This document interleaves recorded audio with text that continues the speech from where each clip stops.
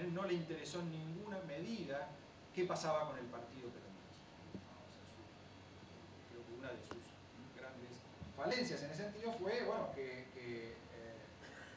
la informalidad era el mecanismo, de nuevo, preferido para dejar todo en una situación suficientemente ambigua para que en la coyuntura no hubiera que resolver ningún conflicto partidario, no hubiera que hacerse cargo de ningún tipo de compromiso institucional, no había por qué comprometerse, por lo tanto, en términos de reglas de juego, ¿no? El peronismo y la política argentina en general podía seguir moviéndose en una ambigüedad respecto de las reglas de juego.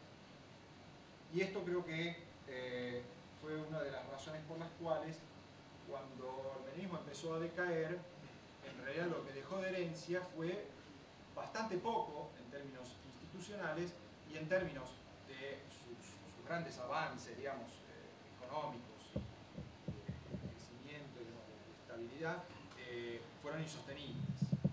Fueron fuertemente problemáticos. Ahora, lo interesante de la crisis del 2001, que cierra un poco esta época de predominio, digamos, de un peronismo que podemos decir fue al mismo tiempo innovador, pero no suficientemente reformista.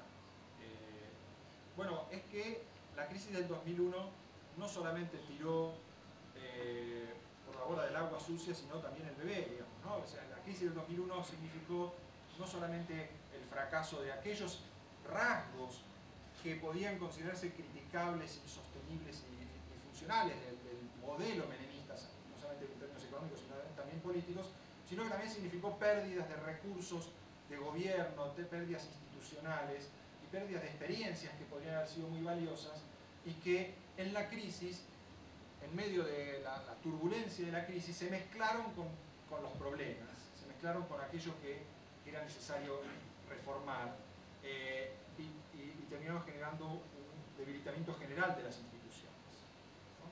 Creo que la crisis del 2001 en ese sentido no hay que tomarla tan frescamente como un momento de revelación, un momento en el cual se puso a la luz cuál era la verdad de la situación, ¿no? Fue una crisis que también confundió las cosas. Y parte de esa confusión tiene que ver con el hecho de que bueno, la crisis y las soluciones que se encontraron en la crisis fueron también fuertemente informales, ¿no? Por decir así. Favorecieron fuertemente la informalidad política dentro y fuera del peronismo. En muchos aspectos, porque era inevitable que así fuera, ¿no? Por las características de la misma crisis, ¿no? Cuando Menem y Duhalde se enfrentaron para resolver la interna partidaria, era evidente que respetar las reglas formales implicaba regalarle el poder nuevamente a Menem. Entonces, de alguna manera, la capacidad de representar la voluntad colectiva, que no era precisamente favorable a un regreso de Menem, era incompatible con respetar las reglas de juego de la interna partidaria. Entonces, la capacidad de representación social del peronismo estuvo en contradicción con la capacidad de preservar sus reglas institucionales. Y de ahí que hubo que inventar una serie de reglas ad hoc, todas ellas insostenibles, para evitar que Menem ganara una interna. Eso es así de sencillo, digamos, ¿no? Entonces, la informalidad triunfó nuevamente,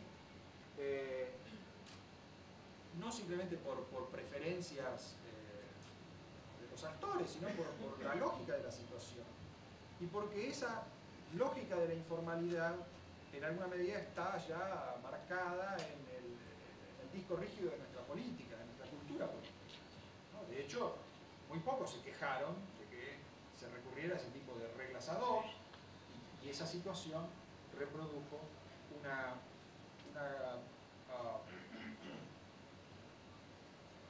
una situación en la cual el peronismo volvía a ser la solución para los problemas argentinos, pero al mismo tiempo reproducía una situación que era en sí misma problemática, que era una situación de baja institucionalidad, de ausencia de reglas comunes para resolver los conflictos,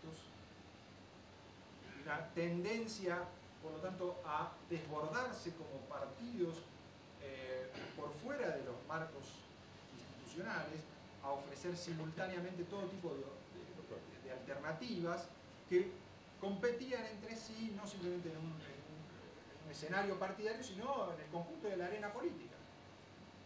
Y el resultado, bueno, pues ustedes saben, es que el peronismo presentó distintas ofertas que efectivamente significaban alternativas muy diferentes en términos de intereses, en términos de proyectos, de todo tipo. Pues, a esta altura es ya evidente, digamos, ¿no?, que en la democracia argentina el peronismo es la cifra de sus soluciones, pero también es la cifra de sus problemas. El peronismo es en sí mismo un sistema de competencia por el poder y un sistema que tiene por característica carecer de reglas comunes de juego. Entonces, en esta situación en la cual todavía hoy nos encontramos, porque quienes la heredaron, digamos, ¿no?, a partir del año 2003, encontraron también grandes beneficios en perpetuarla. Esta situación de informalidad política fue el principal recurso por el cual Néstor Kirchner pasó de ser un presidente con escasa legitimidad electoral a convertirse al mismo tiempo en un presidente muy poderoso frente a los grupos de interés y el jefe del peronismo.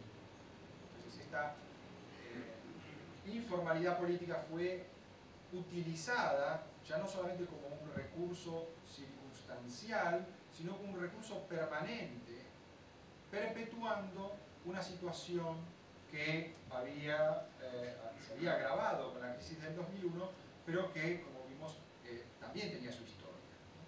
Ahora,